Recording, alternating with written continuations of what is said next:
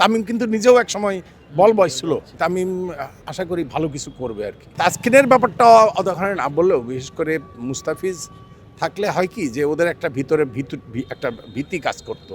প্রথম খেলাটাতে মুস্তাফিজকে রাখলে, অন্তত মুস্তাফিজকে রাখলে ভালো হতো আর কি। ইনশাআল্লাহ আমরা আশা করি টি-20তেও আমাদের একটা ভালো কিছু অর্জন হবে। আমরা আশা করব যে টি-20 সিরিজও আমরা ইনশাআল্লাহ জিতবো।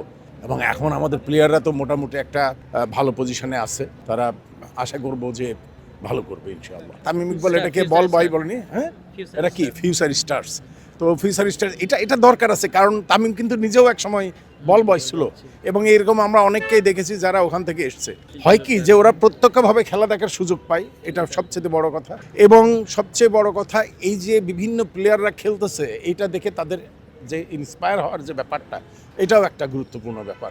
তামিম অত্যন্ত খেলোয়াড় বান্ধব, হ্যাঁ, ক্রিকেটের প্রতি তার আসক্তি আছে, প্লেয়ারদের প্রতি তার একটা আলাদা সফট কর্নার আছে এবং ইনশাআল্লাহ আমরা আশা করি তামিম ভালো কিছু করবে আর কি।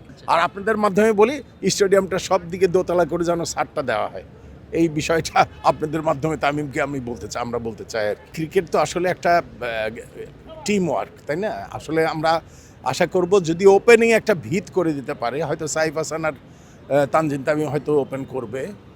তারপরে আমাদের ইমন থাকবে। ইমন এখন খুব ভালো ফর্মে আছে আমার জানা মতে। লিটনও ভালো করতেছে।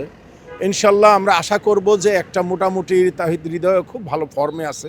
আমাদের বর্তমান ব্যাটিংটা কেউ যদি দু একজন ফ্লপ করলেও একটা ভালো স্কোরে যাওয়ার মতো জায়গা আছে। আমরা মনে করি যদি 180+ আমরা রান করি এই পিচে, বিশেষ করে ইনশাল্লাহ আমরা যদি প্রথমে ব্যাট করি তাহলে 180 লাগবে। যদি ওরা ব্যাট করে ওদেরকে আটকাই দিতে হবে, 150-র মধ্যে আমরা চেষ্টা করতে হবে। রিপন মণ্ডল এবং সাকলাইন দুইজনের হয়তো একজনকে নেওয়া হবে আমার ধারণা আর কি। এটা আমি জানি না মানে কি হবে, দুইজনের একজনকে হয়তো ইনক্লুড করতে পারে। সেই ক্ষেত্রে দুইজনই কিন্তু, আমি পার্টিকুলারভাবে সাকলাইন বা রিপন মণ্ডলের কথা বলবো না, দুইজনই বর্তমান খুব ভালো করতেছে। আমরা যে সামনে গত যে খেলাগুলো আমরা দেখেছি, দুইজনই ভালো ইয়র্কার দেয়। সাকলাইন শেষে এসে ব্যাটও করতে পারে, রিপনও ব্যাট চালাতে পারে। তো আমরা আশা করি যাকেই নিই তাই সে ভালো করবে আর কি। একজন তো ডেবিউ হবেই আজকে। তাসকিনের ব্যাপারটা অদরকারি না বললেও, বিশেষ করে মুস্তাফিজ থাকলে হয় কি যে ওদের একটা ভিতরে একটা ভীতি কাজ করতো মুস্তাফিজ থাকলে। তো টি-20তে মুস্তাফিজকে রেস্ট দেওয়া হয়েছে, এটা আমাদের যারা নেতৃত্বে আছেন, যারা কর্মকর্তা আছেন, ওনারা হয়তো একটা যে কোনো সেন্সের থেকে এটা মানে ওনারা সিদ্ধান্ত নিয়েছেন। তবে আমি মনে করছি যে প্রথম খেলাটাতে মুস্তাফিজকে রাখলে, অন্তত মুস্তাফিজকে রাখলে ভালো হতো আর কি, আমার ধারণা আর কি। যাই হোক, ওনারা হয়তো কোনো কিছু মনে করে।